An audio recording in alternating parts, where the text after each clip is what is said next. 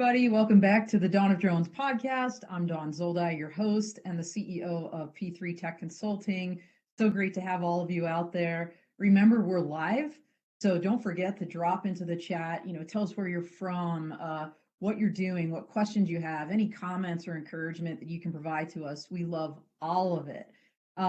We are so excited because today we are rounding out UAS and AAM Industry Diversity Month. And incredibly, we're going to have a double header today. So that not only do we have an amazing entrepreneur and CEO, Pramod, I'm going to say this right, Reheja, from Airgility, but stay on afterwards because we have a special broadcast with two leaders from the FAA, Abby Smith, who is the Deputy Executive Director of the UAS Integration Office, and Alina George, who works with her on outreach. And so what a way to culminate the month. Mode, welcome to the podcast. Thank you for having me, Don. I'm excited to be here.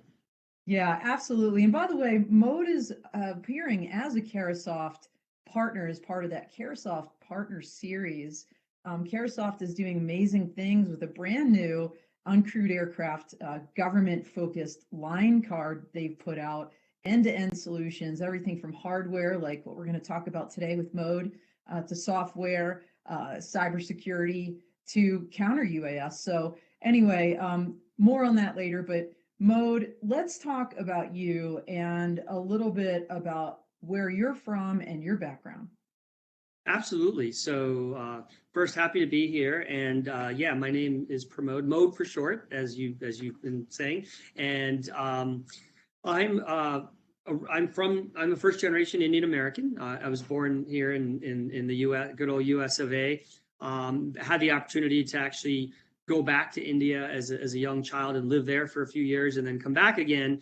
Now, I don't remember a lot about it, but I remember the reason that we came back. We came back because my dad had dreams of starting his own business, and he had come here to grad school in the 60s and had gotten a job with General Electric, but his dream was always to do his own thing one day. And so he went back to India, and then he realized that, you know what, the best place in the world to do that is the USA. So we came back, and luckily he was able to come back, and I lived around the country a little bit in Wisconsin, and became a big Green Bay Packers fan while I was there. And then in Maryland, grew up in Maryland, and so lived on the East Coast and in the Midwest, and grew up kind of as a kid, just like absolutely fascinated by anything that flew. So I had spaceships and airplanes on my walls, pictures of astronauts who were my heroes. And so about third grade, I pretty much knew I was going to be an engineer, or I was going to at least study engineering. My dad was an engineer, and I remember doing a presentation in third grade about engineers. And so it was kind of like already kind of set. Fast forward to high school, and I'm actually in an engineering magnet program. And then fast forward to my senior year, where I have to work on a project to graduate, and I choose, of course, an aerospace project. And I chose how to sort of design an airfoil or a wing, we'll call it, for a helicopter, so helicopter blades. So I'm not sure why I chose helicopters, but they just really fascinated me.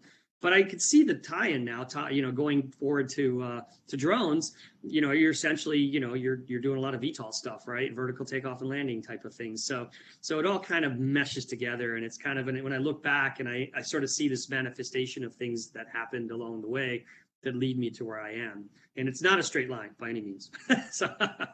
It never is. And by the way, everybody, if you weren't able to join us on Clubhouse last Thursday, Mode really walked us through his experience growing up, I think, to use your words, as a brown kid, the only brown kid in your Wisconsin elementary school, and then moving to Maryland and some of the things you went through over time.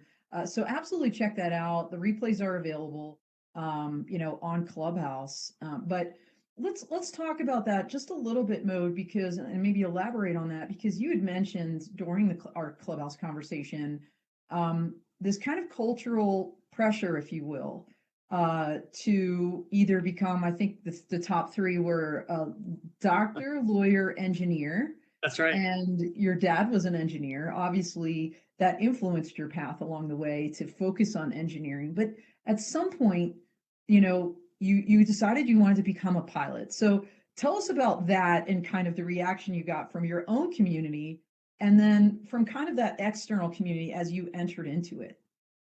Yeah, absolutely. So I'll work backwards a little bit. Not that long ago, I had met the first female pilot from India at United Airlines, and is if most of you may or may not know, if we go and look at the professional ranks of manned aviation, it's mostly male and mostly white male, and so there's maybe 3% is like maybe a little higher now of women, so it's a very low percentage. And so I met her and I was really impressed. And I said, wow, that's really impressive, that you came over here. And she said, actually, I really appreciate you because many, many, many years ago, you were one of the first probably Indian guys that were doing it in this country, right? And so that was really nice to hear that from her. But yes, when I wanted to be a pilot, the first thing I wanted to do was join the Navy and become a fighter pilot and become a test pilot and become an astronaut. And so my parents, of course, were fearful of that because they weren't used to sort of the military or having one of their kids go in the military, which of course is probably scary for any parent. But By the way, I was not the first really. I mean, once I said, "Hey, I'm going to join the United States Air Force," my parents were like, "What?" But then we started peeling it back, and like my grandfather was, he was in the Army Air Corps in World War II. My uncle was in the Marine Corps. He had asthma. Ultimately, didn't stay long, but right. it wasn't, we weren't considered a military family. And it wasn't until I decided to join that all of a sudden, those stories started being told. And it was just like, this actually is part of our history. But in your case, it sounds like this would really be a first, right? First generation from India. And then, whoa, going into the US Navy. Yeah, yeah. So I actually was fortunate to actually get a pilot slot while I was in college for like something called AOCS. So if you've ever seen the movie Officer and a Gentleman, that's basically AOCS. You go in after you've graduated, you go through lots of training and become an officer, and then you go off to whatever you were going to do, flight school or whatever. And in my case, yeah, it was all about flying. Unfortunately, it was in the early 90s during the drawdown of the 90s. So my slot actually got cut. So I actually never actually went in. And Wow. and so, because I really wanted to fly airplanes, and it didn't look like that was at that moment in time was going to happen. So I could have probably kept trying, but I decided, again, coming from the background I am, that you kind of go and you establish a career. And so I thought, okay, let me go and see if I can establish a civilian flying career. So that's what I ended up doing, and in more on the professional corporate. Well, I didn't do corporate, but airlines, and yeah, it was a big shocker to my mom and dad, who were like, "Well, wait a minute, that looks like just you're trying to go have fun. Why don't you go get your graduate degrees first, and then you can maybe see if you want to do that." And I was like, "Well, it doesn't quite work that way. You need to go focus and do whatever you're going to do." And so it was a little bit of a resistance. But looking now, my mom and dad are very proud of me. So they're very proud of all the things, of all those things. Now they look back and they're like, oh yeah, my son's a pilot, way back when. So so it actually they changed and they came along, but it was a shocker at first. So Well, and what I love about your story is how you followed your passion, and that resilience, even in the face of, that door getting closed with the US Navy, to say, hey, I'm still going to go this path. And then, in the face of some resistance, you say, no, this is really what I want to do and how I'm going to do it. So good on you. So you became a crewed aircraft pilot. And in fact, did you work for, you mentioned United Airlines or other airlines initially? yes, yes, absolutely. United is the big one. So and then some commuter ASA and some commuter aircraft airlines prior to that. And somewhere along the way, you were inspired to work with drones or on crewed aircraft systems. So tell us about that journey from kind of the crewed world to, okay, now uncrewed, and how that all happened. Absolutely. So it really goes, that's more of a story of entrepreneurship. So along the way, while flying airplanes, I was always kind of side hustling. And in college, I was selling T-shirts, and I was part of, different organizations. For example, the American Institute of Astronautics and Aeronautics. I was one of the student, leaders in that chapter. And the I think I was the president of the American Helicopter Society when I was in college.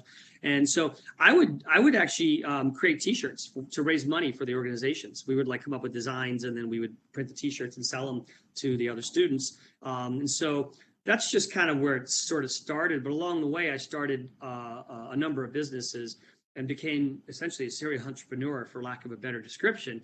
And what I realized also along the way is that just because you're a founder or just because you start something, it doesn't make you a good leader. It doesn't make you a good CEO. So for many, many years, and to this day, I never stop sort of executive education. Like I'm always learning. I've gone through an executive master's program at MIT, and for entrepreneurship, designed for entrepreneurial CEOs. And so from all these different things that you do, you get better and better and better. So fast forward from kind of running different businesses, about 4.5 years ago, I got a phone call from an old business coach of mine. I also look at entrepreneurs and CEOs as athletes, and so we have to have coaches. So what good athlete doesn't have a good coach, right? If you think about that is spot on, Mode, because I actually attended a program when I was a colonel in the Air Force, called the Corporate Athlete. At the time, I forget the name of the organization that put it on. I believe Johnson & Johnson took the program over more recently. But this idea of, the endurance you need, the kind of the mental resilience that we've already mentioned, all of these things, the time management, that certainly athletes with everything else in their life that they need to be able to compartmentalize and spot on. Absolutely. So you're talking to your So business at that coach, point, if you will. at this point, he was not my business coach. He had been my business coach. At this point, he's kind of moved on to some other things. And one of his roles is the entrepreneur in residence at the University of Maryland, which is my alma mater, and which is what this M is actually, by the way. I saw that M. and so, the entrepreneur residence is a role that you typically have at a venture capital firm or a university or something like that, where you have people that are breaking into entrepreneurship or trying to commercialize, or they've been funded or what have you, and they need mentoring and guidance and things like that. So at a university, typically you have faculty that have ideas, and they're like, oh, hey, look, I'm working on this, or I have this idea. And because they are employed by the university, technically the university owns that ownership of that intellectual property, but they are allowed to go spin it out and start a business or, things like that, right? And then they become the licensee of that IP, should they choose to use that IP. So he calls me up one Sunday, and I'm just sitting down to watch football, and I get a text, and he sends me a couple pictures of a project that my now co-founder was working on, who I didn't know at the time. And he said, hey, I've been mentoring this guy's name is Ivandro, and he's a professor at the University of Maryland. He's got some really great ideas. He's got some IP that looks promising. I don't know enough about this, but I told him is that if he's going to start a business, he's got to have, good people co-founding it with him. So we essentially had an arranged marriage. We basically got engaged. 2 days later, we're talking, and for the next 3 months, we really got to know each other. So we started Airgility, went through the whole naming exercise and went through all kinds of exercises together in terms of what this would look like. The reality is, when we started on day one, we had no idea what we were doing. Even though I was a veteran entrepreneur, we didn't really have a business plan. Nothing was working at the time. We had a prototype that he'd been working on, but it wasn't flying yet, and so really nothing there to go on. So what we did is, you have to formulate a strategy, right? You have to say, okay, well, what are we going to do in the absence of nothing else? And we started going after some non-dilutive funding initially, which is essentially grants and things that help you continue what you're doing. He had already been given a grant from the state of Maryland. There's essentially a fund called TEDCO that is kind of a pseudo private public partnership that helps technology companies. And so they've been great. They've been a great supporter of ours. And so we were able to, after getting some non-dilutive grants, continue and get another round of funding. We were able to get a contract with DHS. And so then we started to kind of go off to the races in terms of at least what we were doing. Races is probably the wrong term, because it is a very, difficult thing to come up with something new and then get it to market. So it's slower than you want it to be, but as long as you have forward progress, which we've had the entire 4 years we've been doing this, it's good. So we're going in the right direction. It's a little bit maybe overblown, overused, but this whole crawl, walk, run, I think this saying is really apropos, especially as you think about starting a business. Usually right out of the gate, you're not just going to be exploding the world. And let's talk about the drone, though, because I believe the initial prototype that you, at least when we talked on Clubhouse, if my memory's serving, it was last Thursday, and a lot has happened between then and now in my life. It's crazy. Was it the pancake drone? Yeah. So the way the business started was Ivandro was working on his project, which was essentially inspired by the flying pancake of the 1940s, which was this incredible aircraft that that was essentially a stall aircraft, meaning STOL, short takeoff and landing, not a VTOL necessarily, but it would take off in a very short distance and land in a very short distance.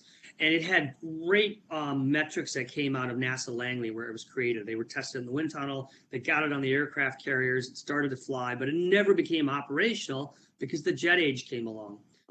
And so back in probably, I want to say, I don't know, 2006-ish, Ivandro had started something at the University of Maryland called Design, Build, Fly. Now, many aerospace programs around the country have this type of class, but back then they didn't. That was kind of a new thing.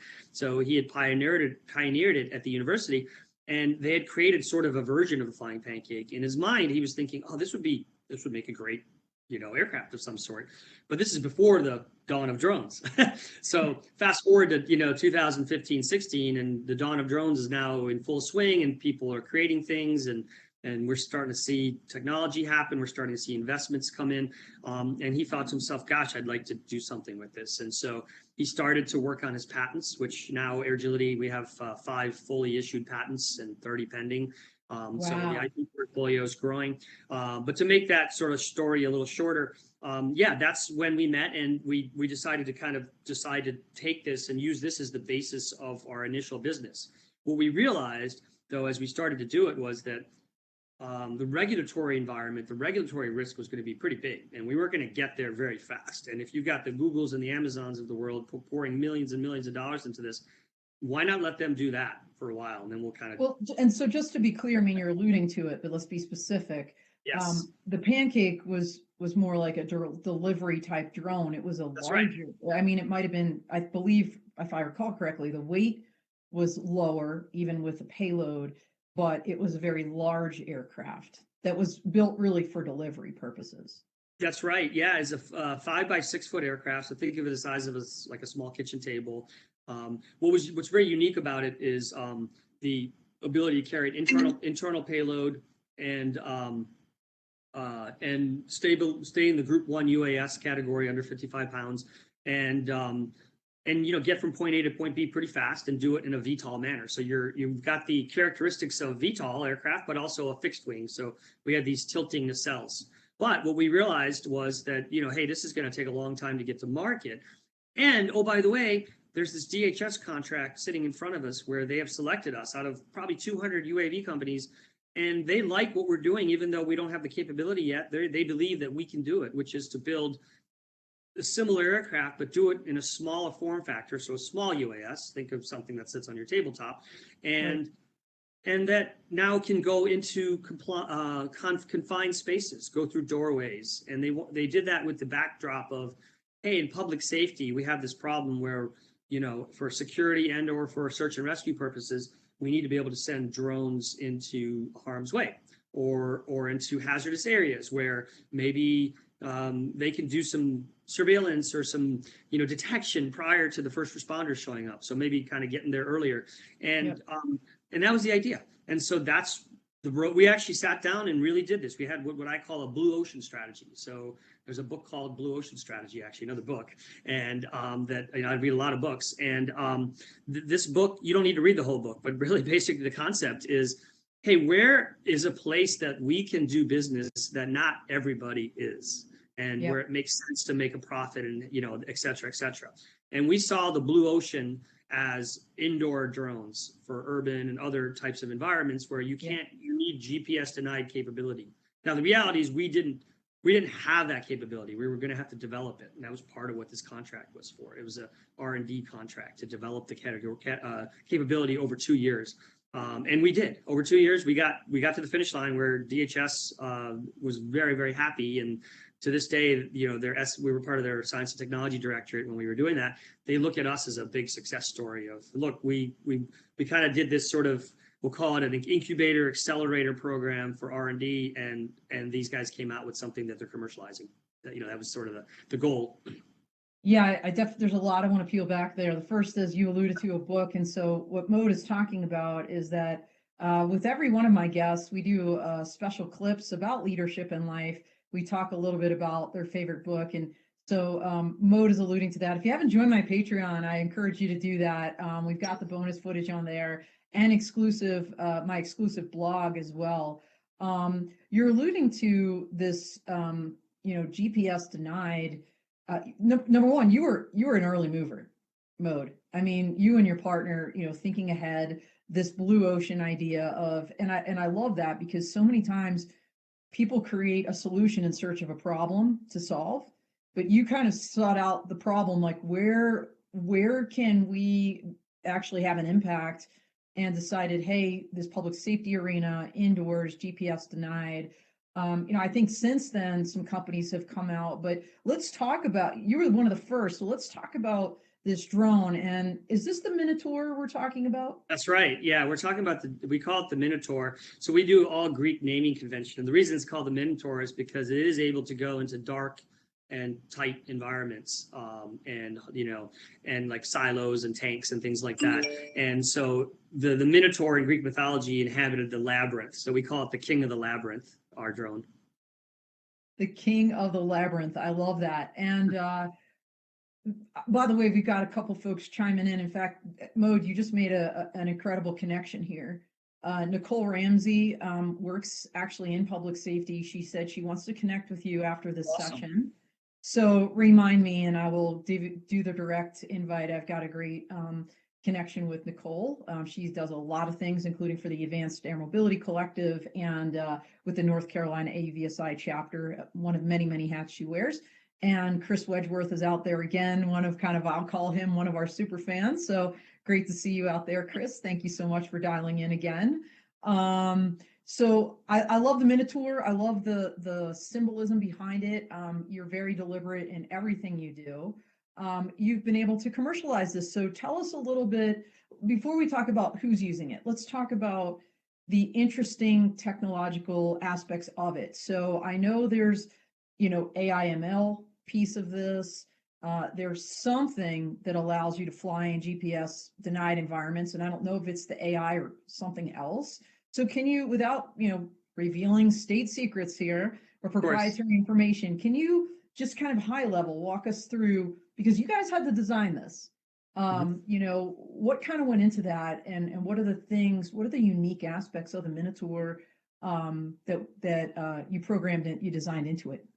Yeah, absolutely. Thank you for asking. So essentially, at a high level and even, at a reasonably detailed level, we're doing a sensor and algorithm fusion. So when you think about sensors, what are those things that are sensing the world around them? So if you're going to fly in a GPS denied environment, you need to have some sort of eyes or situational awareness of what's around you, right? The drone. So is it visual?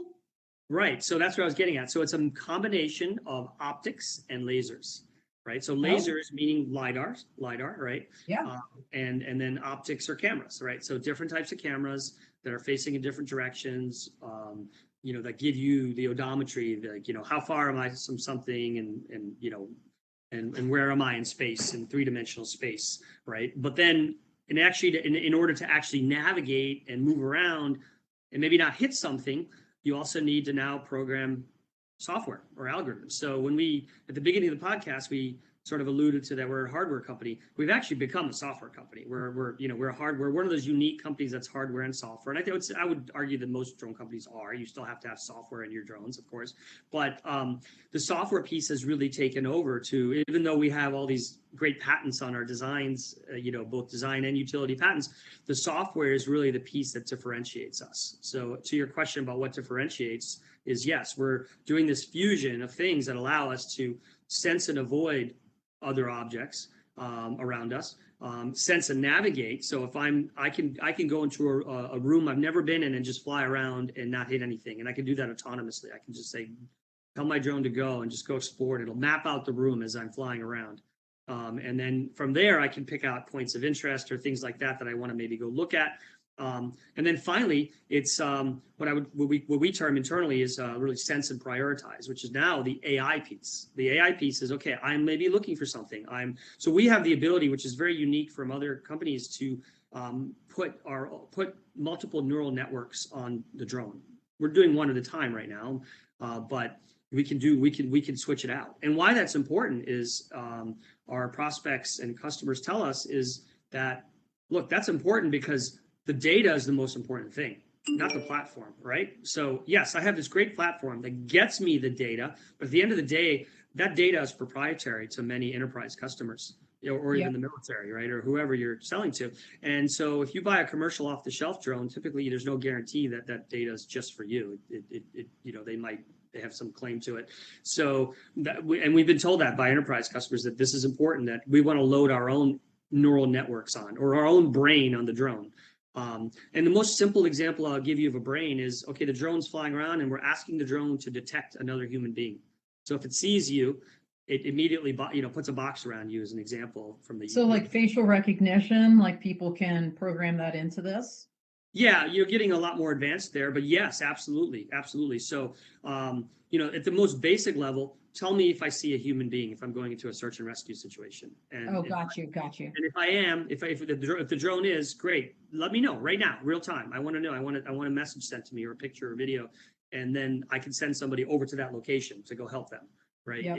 If that's the case. But yes, to take it even a step further in a security setting, yes, you could absolutely zero in on using biometrics, or even just facial recognition software, and say, okay, this person's doing something they shouldn't be. Let me go find them in the database, or let me commit them to the database. Or again, depends on the use case, obviously. But yes, to answer your question, you can do that.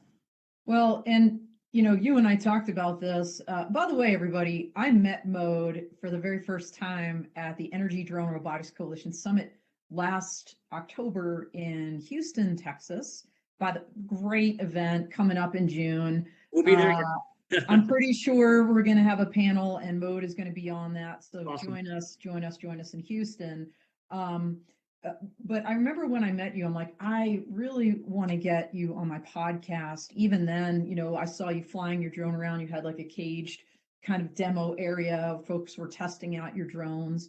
And as you and I, you came on as a Carahsoft partner, and then we were having these conversations. I was like, man, you know what? I do these themes every month, and there were so many different themes that Mode could have fit in, like including last month, which was sponsored by Northrop Grumman, the dual use technologies. Because when you think of the Minotaur in particular, not only you're talking public safety, right?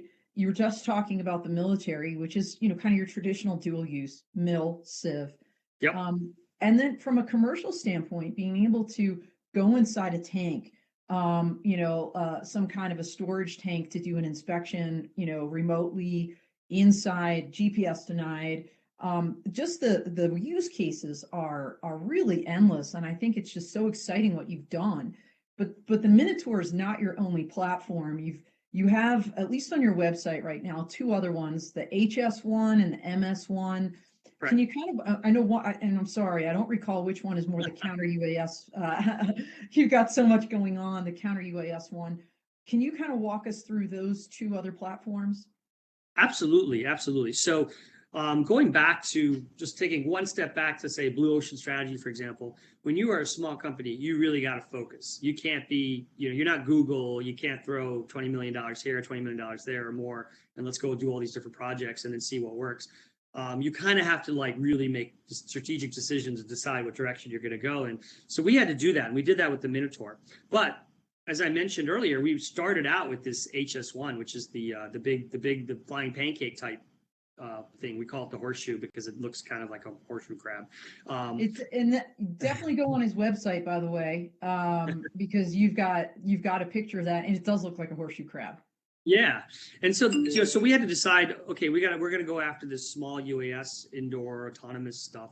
But we also think, going back to the strategic conversation around that made a lot of sense, because if you can develop technology in a small UAS to do some of these things that we just were talking about, you can put that into another drone. So our goal here is, and what's going to be happening over the course of 2022 is that our software is going to be going out there into other vehicles, not just ours, right? So it's going to become more of a software licensing type thing. And what's special about that is all the algorithms that are being developed to be able to do these things that people want and people desire. So going back to the different aircraft, directly to your question, we had to put the Horseshoe kind of, I don't want to say on the shelf, but on the product roadmap that it's going to launch at another point in time. Same thing with the MS1. The MS1 is, internally we call it the mini shoe because we have this sort of shoe, terminology inside. But like I mentioned, on the external marketing side, our names are all Greek conventions. So the MS1, it's a little drone. It's designed as a ISR, intelligence, surveillance, reconnaissance type aircraft. But more specifically, right now, it's designed as a counter UAS drone interceptor. So it's designed to actually be a kinetic interceptor. And another term for that, which we don't really use in our marketing, and I think you told me this on the Clubhouse, which we already know, is we don't. It's kind of like a kamikaze drone. We don't call it that. That's what I was like. Please don't use kamikaze drone. Like this is not going to go over well in the public eye. But absolutely, but it's essentially interceptor sounds reasonable. Yeah, and it's designed to defend, right? So if you go online and you Google any term related to drones attacking or things like that, you'll find all kinds of articles and videos and things that are happening around the world. Specifically with the situation in Ukraine right now, it's happening quite a bit, and so you have to defend somehow. And guns are it's very difficult to take a gun and try to shoot down the drone. It's very hard to shoot. And I'm sure there might be people listening to go, well, hey, I'm a good shot. But if you talk to any soldiers in the armed services, they'll tell you, no, it's not that easy. And then, of course, there's really, taking a big missile and trying to use it's not going to work. So if there's somebody that's, coming after trying to hit one of our assets, I've got to be able to defend. So this is designed as kind of a last resort. I'm done asking questions, sort of, let me just defend and stop what's coming at us, kind of thing. So you mentioned the HS1 and going back to Greek mythology. So what's the actual Greek name for that aircraft, the pancake kind of that's on your roadmap here? Yeah, so we actually haven't come up with one. We've tossed around a few names. So if anybody on this podcast would like to throw in a few names in the hat, we'll be open to listening to get those names. By the way, the MS1 is called the Campe, Kampe, which is a Greek goddess who was, the best way to describe this goddess was she was a badass. So we like that name for the counter UAS. And I love it that it's a woman badass. So yay. So you should totally, from a marketing standpoint, do like a contest to name your HS1 and get people, and then maybe give one away or something to the winner. You get enough. That would be so cool. But the HS1, remind me, Mode, you mentioned, originally the pancake was for delivery and things like this. Your vision of this eventually is that it could almost be, no pun intended, the mothership, where little tiny mini drones can fly out of it. And I just remember, when you were telling me this on Clubhouse, I remembered the movie, but I couldn't remember the name. Did you see the Disney movie? I think it was Disney. It might have been DreamWorks or something. Chicken Little. Uh-huh. So do you remember they had the ships and all the other ones came out of it? And, I do remember that. Kind of octopuses. Yes. When you were talking about that, I'm like, oh my gosh, the HS1 is going to be like the mothership that gives birth to the baby horseshoe drone swarms. Absolutely. So cool. So by the way, Chris Wedgeworth is saying fascinating technology. Agree 100%. What is the timeline for production of the HS1 and the MS1? Because we know the Minotaur is available now, both on the Civ Mill side. But what about those two? Where are they on the roadmap? What's your timeline? Yeah, absolutely. So the next thing that we're doing, well, some of it's kind of changing because of world circumstances. So the counter UAS was kind of sitting out there, something we were going to do later this year. But given the current world order, we're getting a lot of phone calls. And so we're starting to kind of figure out if we're going to do that much faster. A lot of people, the MS1, right, exactly. So, but to go back to the original planned roadmap, it was to launch this software that I've been describing. So it's kind of we'll call it an autonomy and AI stack, right? Which is something you can implement in other vehicles and you license it, right? Which is, and by the way, investors love that because now you've got the ability to kind of really go all over the world, and you're not just depending on a sale of your own hardware, which is sometimes a hard, it takes a lot longer to scale. And by the way, that software, we do have a name for that. It's called Athena, which is also another goddess. Another kick-ass female goddess. Thank you very much. And exactly. And so, we call that intelligence by Airgility, the Athena line of, software. And so we have some of that stuff built out. Now it's kind of like productizing it is the next step. And, but to go back to your question about the launches, the MS1, a lot of people call us, they call us skunkworks, if you know that term, and you know what skunkworks is from World War II, Lockheed Martin, and and all that. We may go into a skunkworks type of effort here with the MS1 if needed, meaning like we're just going to go heads down and go hard to really get that to where the people that need it. So we'll see. But as far as the roadmap goes, the HS1 is on the roadmap for 2023 next year. We have been given a number of grants for that. So we work with many different programs. One of them is called the Maryland Industrial Partnership. It's a great grant program in the state of Maryland. And so we've been given grants to kind of further enhance that design, do some wind tunnel testing, things like that need to be done.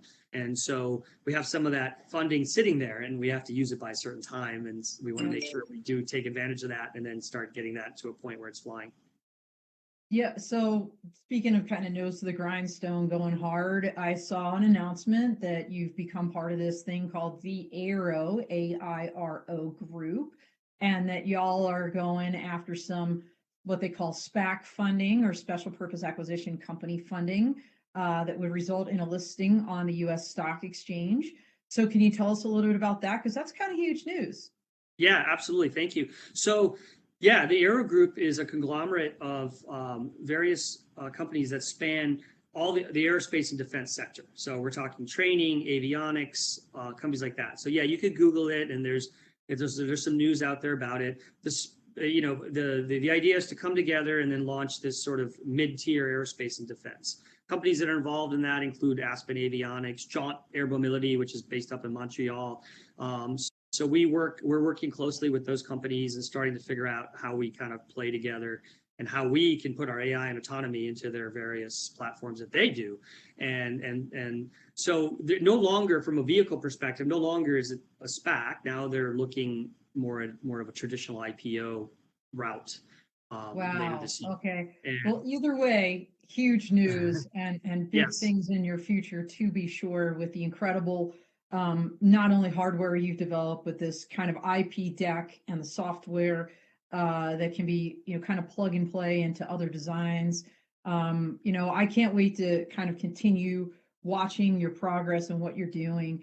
We only have a couple minutes left, Mode, and I would love to take this back to kind of our theme of the month, industry diversity, to kind of close this out a little bit. And also, by the way, I'd be remiss if I didn't thank Iris Automation, who did sponsor this month. Iris is doing also incredible things with detect and avoid technology, and has been very supportive of me and my company. And so shout out to Iris for everything you all do for the industry, including for industry diversity. Let's talk a little bit about your thoughts on, what would you say to young boys and girls of Indian descent, to inspire them to enter the UAS and AAM industry? Because you were one of the first. You were one of the first, kind of pilots, at least as you looked around, in your pilot classes and your commercial aircraft career. And you just said you met the very first Indian female pilot, crewed aircraft pilot, which I'm thinking this is 2022. Wow. So how would you inspire others? Yeah, and I would say not just to Indian descent, but obviously to anybody, what you actually said earlier in the podcast is kind of follow your passion, right? And I think life is so much more fun when you do the things you enjoy doing. I've been fortunate that I can't think back really at all to any time in my life where I wasn't doing what I wanted to be doing. We all go through hard times and up and down roller coaster type things in both in the professional life and the personal life. But when I look back, I pretty much pursued the things I wanted to pursue, and I enjoyed pursuing them. So, it's kind of a cliche, but the advice is sort of like treat this whole life as a journey, and it's not about that end state, but it's more about what you're doing along the way. So I think if you're, no matter where you are in life, and by the way, I meet people who are not boys and girls, they're in their 30s or 40s, and they say, Absolutely. hey, I always wanted to be a pilot. I was an accountant. And no disrespect to accountants, but that's not the profession for me. I've always wanted to fly, and now I have an opportunity to do it. So I've met I have colleagues and friends that, did that like mid-career totally switched, right? And to me, that takes courage. It takes resilience, and a certain type of temperament to be able to deal now that you're like an older person in a new place where there might be a lot of younger people, and, you're sort of this old veteran doing something else. But to me, that's pretty courageous. So my hat's off to those. So my advice would be like, just follow your passion, and it's never really too late. You can do it later as well. Well, I love that. And the riff off of that, how do people follow you? So first of all, we've got AUVSI Exponential coming up, in Orlando, Florida here at the end of April. By the way, everybody, go to my Law Tech Connect workshop on Monday, April 25th. It's going to be spectacular. Check that out. Absolutely. Fun fact, I think Mythbusters, to go with kind of the Greek theme we've got going on here, Mythbusters. The normal pass doesn't cover my workshop. It's a separate co-located event. So if you think, oh, I'm going Monday because I've got my pass, it's not accurate. Please register separately for my Law Tech Connect workshop. Can we expect to see you there, Mode? And if not, where can we expect to see you? Absolutely. I will be at AUVSI. Next week, we're going to Israel for 10 days. We've been invited by the Israeli Ministry of Defense and the Pentagon to do some demos and be involved in a kind of a group program and there's a few U.S. companies going, actually, so it's going to be a great international presence. Then we're going to be at AUVSI, and we will also be at the Energy Drone Robotics Summit, June 20th in Houston again as well. Awesome.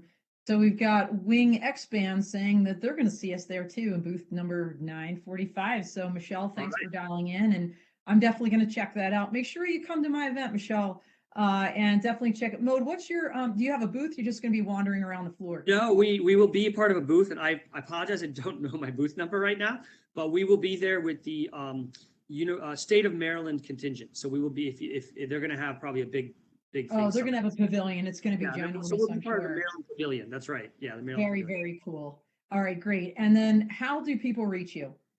Yeah, absolutely. I'm on LinkedIn.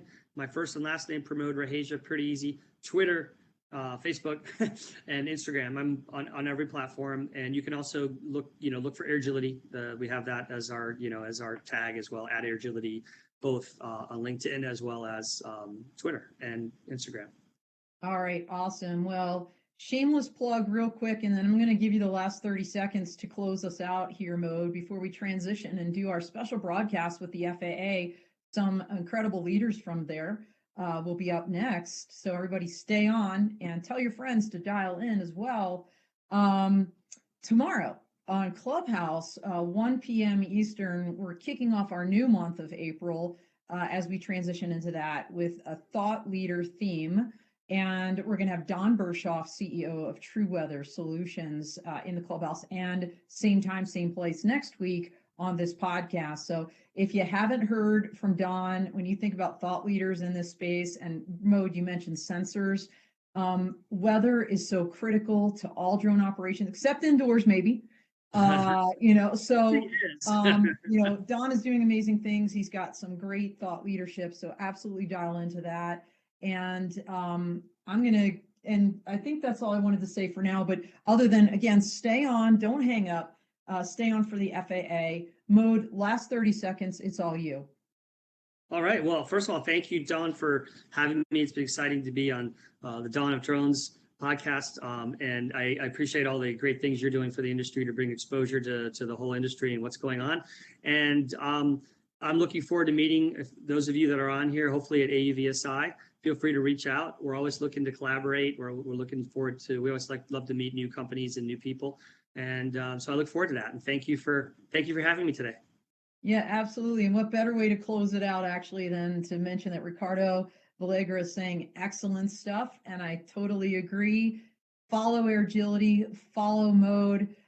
You are going to be amazed to see the things that there's going to be coming out of this company and this incredible entrepreneur. So that's all she wrote for now. Once again, stay on. We're out here, but FAA is up next.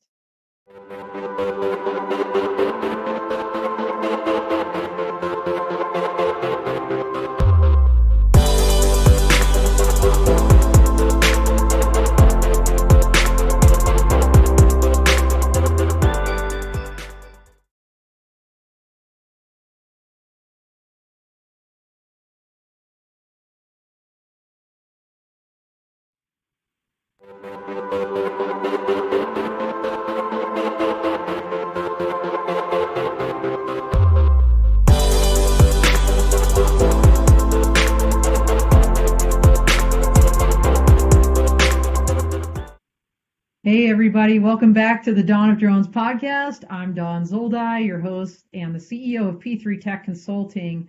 What a special treat we have today. We're calling it a double header. And what a way to round out Industry Diversity Month than to have two incredible leaders from the Federal Aviation Administration with us today. So a warm welcome to Abby Smith and Alina George.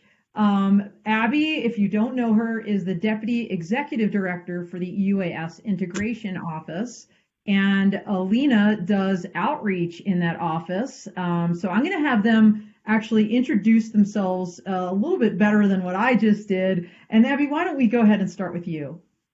Oh gosh, Dawn, thanks. And thanks so much for having both of us here. It's a total honor. So I work with Jay Merkel, who's the Executive Director of the UAS Integration Office. And my special mission space is really advanced air mobility. We've really divided up the portfolio because this advanced air mobility is coming at us fast and furious. I mean, pun intended, right? And Absolutely. So it's really important for us to really put some laser focus on it.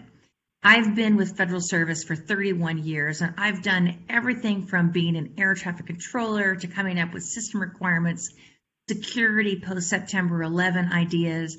I took a brief hiatus from FAA and was an accident investigator with National Transportation Safety Board, and so much more. Most recently, I was in the Office of Aviation Policy and Plans, working on strategic planning for the FAA, reauthorization issues, and forecasting, including UAS and advanced air mobility. Thanks. Wow. Alina, I have to say, that's a pretty tough act to follow, my friend. Oh boy, I am not going to be able to follow that act super well. I actually started federal service in 2019, so a little bit shorter. And I am, as you mentioned earlier, Dawn, I am a program specialist in the UAS Office for Safety and Integration. I specifically work in outreach and engagement. So we've got a couple of really great events coming up this year that I'm excited to talk about when we get a little bit later, or a little bit further into our chat here. I am also one of the administrators for the UAS CTI program, which I'm so excited about. Before the FAA, I worked in a number of different positions, kind of in many different roles in customer service and education and outreach. But my interest in aviation and technology really goes back to my childhood. The lifelong love for science fiction, starting with Star Wars. So we'll leave it at that. May the force be with you. I mean, who isn't a fan, right? Right on. No, absolutely. Well, look, I know, Alina, you've been very active in the diversity space. And so it's great to have you along with Abby, as we kind of talk about this. So, words matter. And that's really been a hot topic lately in the industry. And when I say the industry, I'm talking about small drones, and I'll use that term deliberately, all the way up through very large advanced air mobility aircraft, like what Abby is now more focused on. So we say DEI, right? Diversity, equity. Some people say equality and inclusion. But there's another aspect to this, DEIA, accessibility. So let's talk a little bit about that, and I'll, either one of you, whoever wants to take this, kind of what's the nuance, what's the difference there between those two acronyms, those terms? So, Don, I'll be the batter up since we're almost to baseball season. Opening day is what, in a couple days. So, the A, obviously, in DEIA is for accessibility. And here's the bottom line. If we don't consider people with disabilities in our efforts to increase diversity, we will never, ever fully realize the equitable and inclusive communities we're striving to build. At the federal government, we're determined to consistently design, construct, develop, and maintain facilities, technologies, programs, and services so that everybody, all people, including people with disabilities, can fully and independently use them. As we talk about conversations with accessibility, we really have to remember it's important that disabilities come in a lot of forms that aren't always visible. Disabilities can affect a person's vision, movement, thinking, remembering, learning, communicating, hearing, mental health, or even social relationships. So that's really, when we're talking about accessibility, it's the obvious stuff and sometimes the not so. You're absolutely right. Even when you think about diversity, there's so many things that don't meet the eye that fall into that category and what that definition is. But to your point, Abby, we were talking about this before we went live.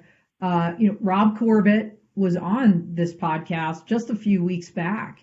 And, I know you ladies know, and for those that didn't watch Rob's podcast, go back and watch it.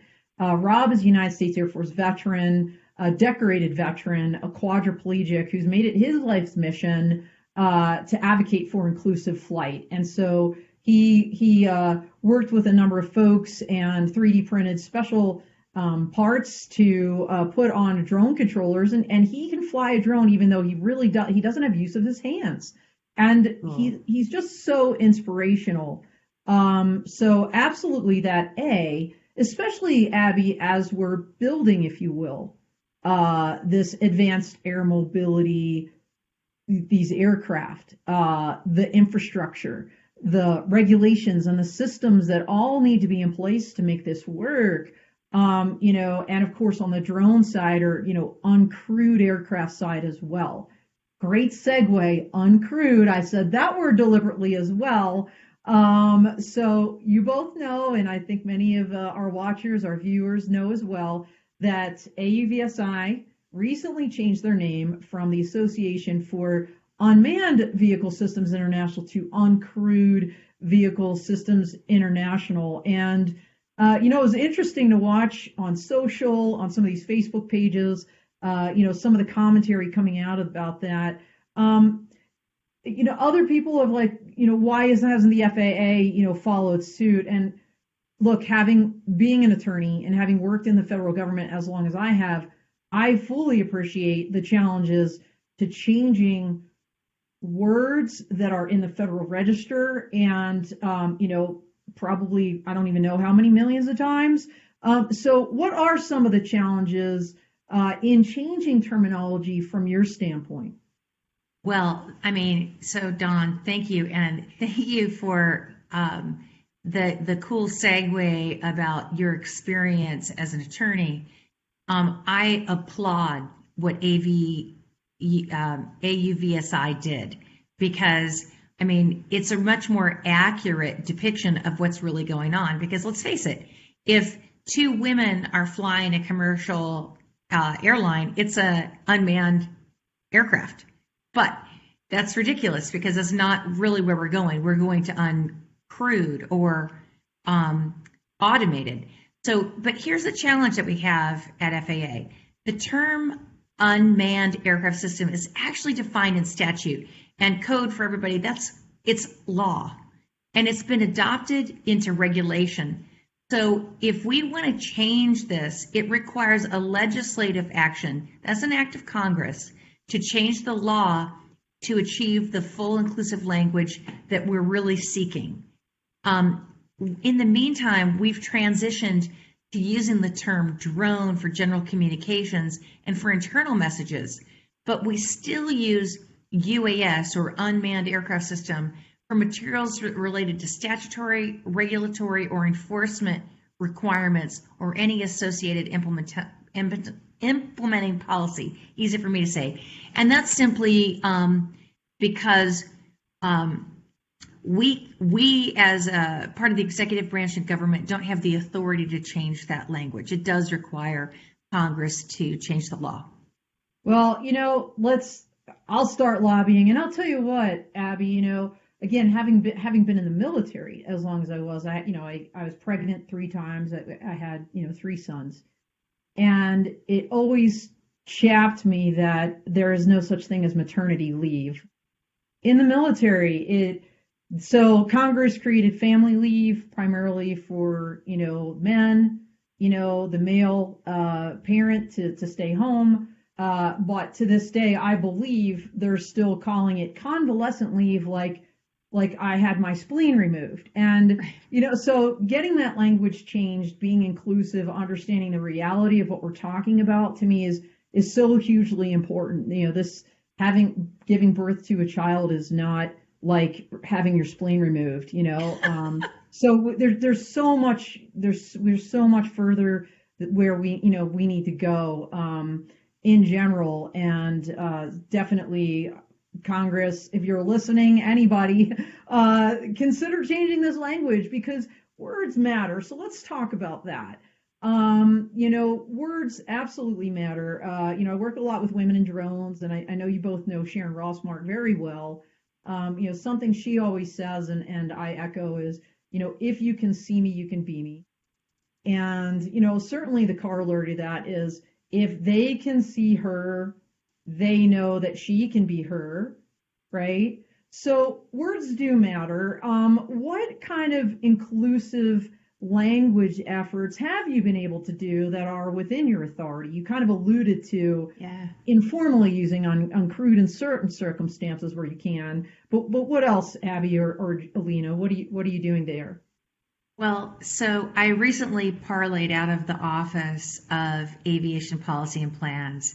So, this is really near and dear to my heart. So I am absolutely thrilled with the efforts that we've made already with regards to inclusive language in the past year. So within the UAS Integration Office, many of our early conversations about inclusive language stem from meetings with the Drone Advisory Committee, which, by the way, has recently been renamed to the Advanced Aviation Advisory Committee, or AAAC. To be more inclusive. Exactly. To stick with the theme here. Right on. So going back to 2020, the Drone Advisory Committee provided feedback that gender-specific language was actually hindering their recruitment efforts. And so in response to this, the FAA asked the committee to develop recommendations for gender-neutral language as an alternative to gender-specific terms currently used in the drone and aviation communities, and also asked to take the lead in facilitating the adoption of gender-neutral language throughout the drone community and provide recommendations that organizations across industry and community can implement. So in June of 2021, the committee members provided recommendations to the FAA, and in October of 2021, and I was really happy, I actually gave the response back to the committee. The FAA responded by sharing which recommendations would be implemented in the near term and which would be longer time to implement due to the regulatory or their legal requirements. Right. The report that the DAC provided to the FAA went far beyond what we asked for and recommended expanding the adoption of gender-neutral language beyond the drone community to all aviation. Interestingly, around the same time, and I think this is where the stars aligned, our Federal Women's Program Work Group and the Office of Civil Rights at FAA asked some of our interns to develop a list of non-inclusive terms in aviation. In my previous role, I had the opportunity to review those terms that they came up with, and I saw an opportunity to set a precedent for the entire aviation industry. So I helped plan a virtual inclusive language summit. Back in November of 2021, I hosted the Inclusive Language Summit, which provided a platform for the public to comment and provide us with additional recommendations as we develop our enterprise-wide initiative to adopt language that is both gender neutral and inclusive. We sought participation from the public, the aerospace community, and other stakeholders in public agencies, academia, nonprofits, as well as individuals working in the DEI and A space. The event was definitely a success, and input from our diverse audience really will help us as we develop policies, procedures, and plans to implement terminology that's both inclusive in nature in all aspects of FAA governance and oversight. This even includes like our website, our job applications, all of that. Yeah, Go ahead. Sorry. No, go ahead. Well, I was going to say, the one that I think made some headlines was NOTAM, NOTAM, notices to airmen became notice to air missions.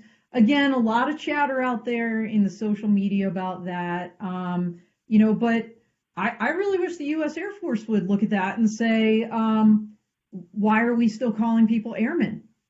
So I love what you're doing. I think it's hugely important. And let's talk about, and maybe this is a good one for Alina, but Abby, I'll defer to you. Clearly some question the need for these changes, right? Like I said, out in especially on social media, a lot of venom, why are we wasting our time on this kind of thing? Right. What is the value proposition here for these language changes, for DEI and A purposes? Well, so we can start with education. And Alina, let me ask you, when we're talking about key to implementing change and talk about the types of educational initiatives that the FAA is engaged with in DEIA, you want to take that one? Sure. I actually really wanted to focus just a little bit on something that you had said earlier with the Gender Neutral and Inclusive Language Summit that was held. I think something really important to think about is that it's not just gender inclusive language, right? Because that is important, but it is also inclusive language in general, right? So perhaps not just having male and female, but, referring to people in a broader sense, because there are people who are non-binary. And, thinking about the kinds of phrases that we use, are any of them ableist, right? Saying, for example, well, that was in my blind spot, I didn't see it. Yep. No, look, I get it. Without getting into great detail, I also teach. One of the many hats I wear. I'm a professor, and I had a student that had a very female birth name. Wanted to be called more, basically the pronoun they asked me to use was they, and their, and my brain, it took me a minute or two to kind of do that. But I made a concerted effort to do that. And I'll tell you, this person came to me in the hallway after our first class and was almost in tears and thanked me and said their own family members don't recognize them for who they are. And what a difference that made. And I'm tearing up because to people, it matters. It matters. And I don't know how you can really explain that to those that don't see it. But if you just open your eyes and look around and talk to people, you realize how significant little things like a pronoun or what you call a cockpit can mean to people and their perception of their role in it and how they fit in or how they don't fit in to a certain culture or a certain profession. So, Alina, let's talk about, you mentioned CTI, and I know this is the FAA's UAS Collegiate Training Initiative. Yes. Tell us a little bit about that, because that's really exciting. All right. So let me start from the beginning. So, so the UAS CTI program was a request from Congress in the 2018 FAA Reauthorization Act. So it was two parts, right? Part 631 and Part 632. And 632 asked us to put together an overarching UAS CTI program. The FAA has a couple of other CTIs. Most famously is the air traffic CTI, but there is also a technical CTI. So, sure, okay, we've put that together. And then the second section, the 631, which is, I guess, the first technically, asked us to put together a smaller consortium for 2-year and technical colleges. So we got that as well. Well, what does that mean? You know, so for those that aren't in academia, of course. What exactly is a collegiate training initiative from the perspective of a student? What does that mean to the student? So a collegiate training initiative, right, the CTI, it is a program that recognizes universities, colleges, and technical schools that prepare students for specific careers.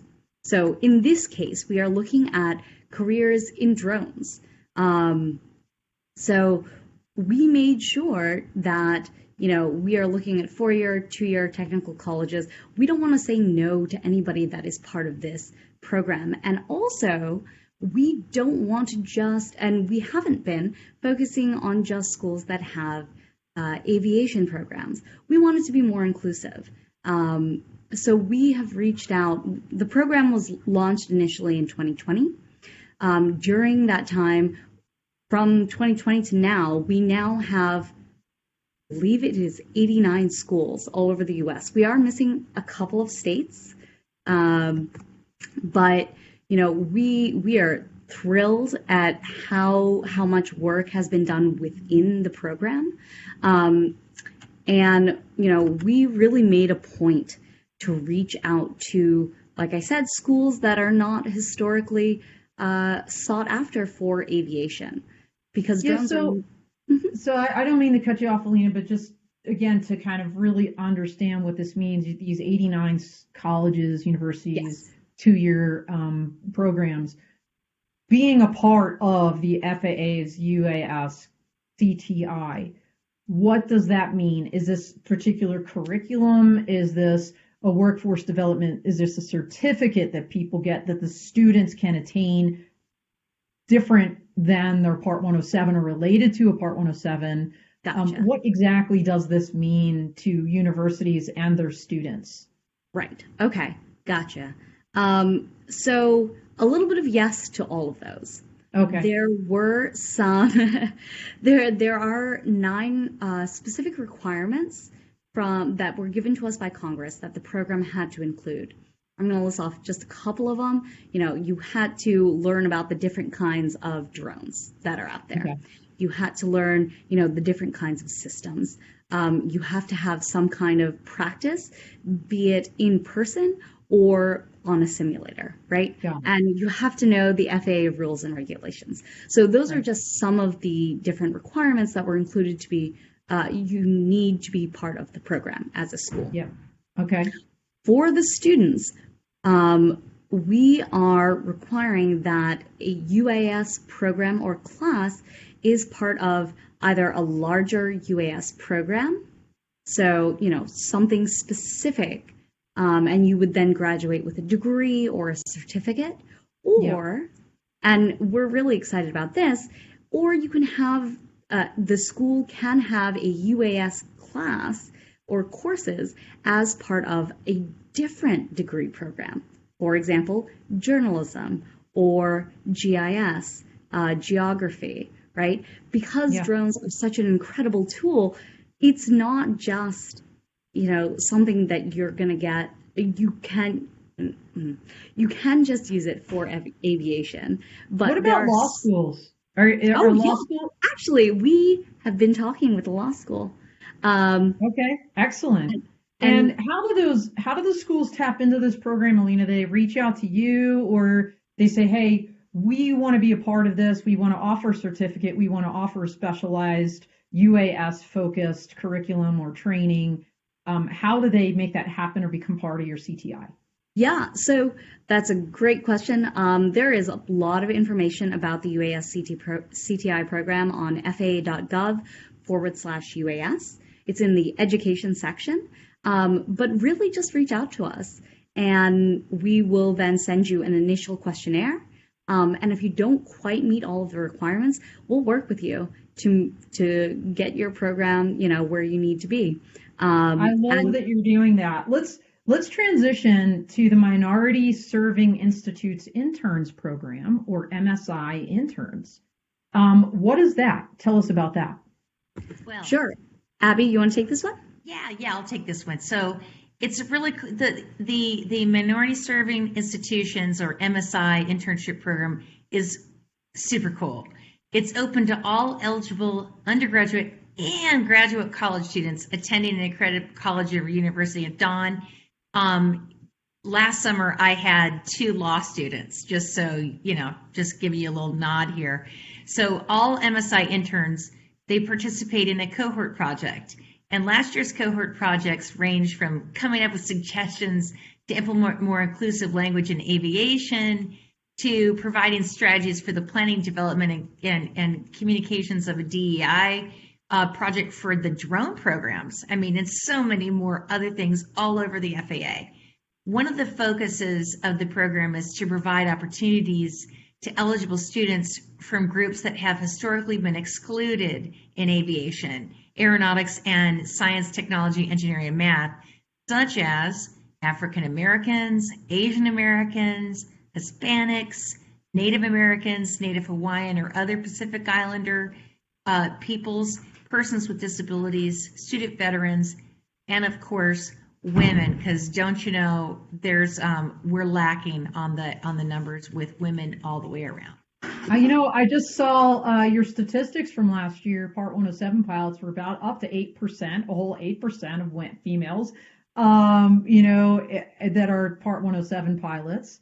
And Abby, everything you just said, by the way, was validated in a UAS AAM industry survey that my company, Tech Consulting, and Women in Drones, and the Diversity Development Network of Canada, Marlene Dials, put out last year. We're going to be talking about that actually this weekend at the Texas Know Before You Fly Your Drone workshop. We put out the summary, and the full report should be available by mid-April. But everything you just said, absolutely validated by our survey, which, by the way, had over 1,000 responses, which we were blown away.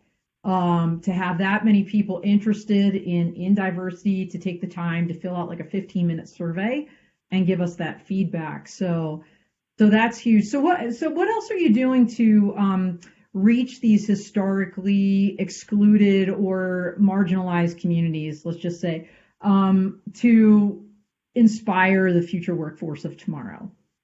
Well, the drones are kind of a fantastic way to reach out to these excluded communities in aviation. So we're doing outreach in areas that have reached out to the less traditional aviation community. As an example, areas that don't have aviation schools or military bases. So our science, technology, engineering, and math, aviation and space education program is an area where we actually have whole bunch of our FAA employees engaging with K through 12 schools to create pipelines and pathways to aerospace careers. And with the support of these numerous partners in the public and private sectors, our employees engage with students around the world to help them learn about civil and commercial aviation as well as STEM. And we acronym everything. So we call it STEM AvSed. And that's for, and so this program teaches and manages an adopt a school program, which serves students in underrepresented and underserved communities, and also introduces them to aerospace concepts. Moreover, we have aviation career education, or we call them ACE, because it's a cool acronym. Yeah. We have the ACE like Academy. Flying Ace, Exactly. Good double entendre there, yeah. Yeah. Thanks, Snoopy. And And the ACE Academies provide unique summer aviation education programs for elementary, middle, and high school students. The ACE Academies, are co-sponsored by the FAA and other host organizations and reach about 1,500 to 2,000 students every summer.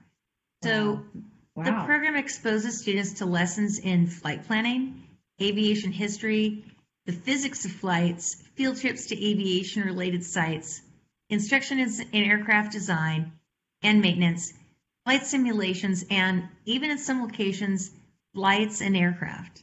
Wow, that's awesome. So many great programs out there. Now, Abby, can people find information on all of these programs that you're mentioning on the FAA's website? Absolutely. All you need to do is go to the FAA website, or you could do a Google search for STEM or aviation and aerospace space education and FAA, and you Google it and it will pop right up. Well, I love that. And, it sounds similar to, NASA is doing similar things, over there. And April Lannett does the K through 12 education that you just mentioned for them. She was a 2021 Woman to Watch Unmanned Safety Institute award recipient for the education award. So, just to have that recognition, how important education is, great stuff. So we only have a couple minutes left, and I'd like to maybe ask both of you this question. What are the best ways that all of us can help make a more inclusive community? So Elena, you want to start? Sure. There are a variety of ways, and I think one of the greatest ways that we can all personally make a difference in our communities is to approach other people with empathy. I think, you were talking earlier, Dawn, about when we were speaking of inclusive language, that just using a slight words change, right, really made a difference in somebody else's life. So I think, as we're thinking about DEIA and moving forward, both in the workplace and in our personal lives, approaching others with empathy and an openness for understanding is really, really the way to go about it. And just being open to perspectives that are not your own. I often, have to think about like, oh, I'm coming at something from a very specific point of view, but what does it look like if it's not me, right? And I think that is really, really key moving forward. Abby? That's spot on. Abby? Yeah, and so let me double down on what Elena said, because I completely agree. And I also think that it's really important, and I can say this in upper management, you've got to have the buy-in from upper management in an organization, because it plays such a large role on how successful inclusivity efforts in the workplace are really going to happen. So, leaders set the tone and have the power to allocate resources that can be devoted to really making a workplace a lot more inclusive, accessible, and diverse. So, and that said, you got to practice it at every level and think about how we truly make our workplace safe for everybody. So, I mean, like one of the things, and it's funny because Elena and I had lunch together 2 weeks ago, and we were just having it was just organic. It was St. Patrick's Day. We were having a good time and visiting, and I asked the question. I was like, so okay, what can I do as a leader to create this safe space where everybody's feels valued, safe, and that their ideas matter, and I can check my bias at the table or be checked on my bias that might even be hidden. And I think I think it's really critical that leaders